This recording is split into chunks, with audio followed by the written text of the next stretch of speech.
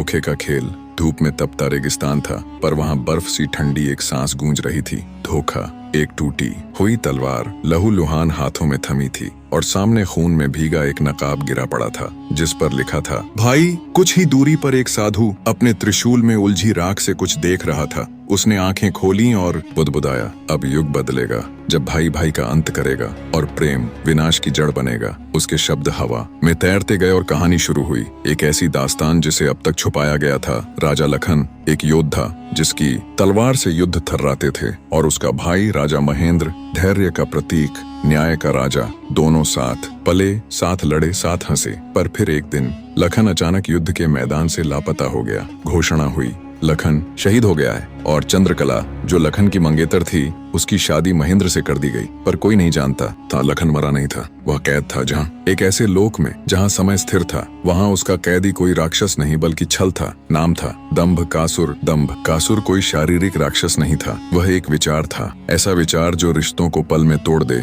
प्रेम को पाप बना दे और भाई को शत्रु। 7 वर्षों बाद जब एक रात महल के प्राचीन कक्ष में एक दीपक अपने आप बुझ गया, चंद्रकला के कमरे में अचानक लखन की परछाई नजर आई। वह आईने में झलकी, चेहरा धुंधला पर आंखें वैसी ही। डर और प्रेम के बीच चंद्रकला सिहर उठी। अगली सुबह राजदरबार में एक रहस्यमयी व्यक्ति ने दस्तक दी। चेहरा ढका, पर बोल वही थे जो सिर्फ एक व्यक्ति कह सकता था। क्या भाई अब भी भाई रहा, या अब वह सिर्फ राजा है? महेंद्र की आंखों में हलचल दौड़ गई। उसने पहचाना पर स्वीकार नहीं किया। शहर में अफवाह फैल गई, लखन लौटा है। पर असली सवाल ये नहीं था कि लखन जिंदा है या नहीं। सवाल था, क्या लखन वही है जो 7 साल पहले गया था, या अब वह भी बदल चुका है? क्योंकि दंभ कासुर सिर्फ मन को नहीं, आत्मा को भी चीरता है। और तभी एक काली रात में चंद्रकला को एक सपना आता है। वह देखती है लखन रक्त में सना, हाथ में एक बच्चा उठाए, चिल्ला रहा है, मैं नहीं चाहता था, ये सच नहीं है। और जब वह नींद से जागती है, उसकी हथेली में एक कागज मिला होता है, जिस पर लिखा था, अब तू तय कर, सच्चा कौन है, तेरा राजा या तेरा प्रेम? अब खेल शुरू हो। चूका था। दंभ कासुर मुस्कुरा रहा था। और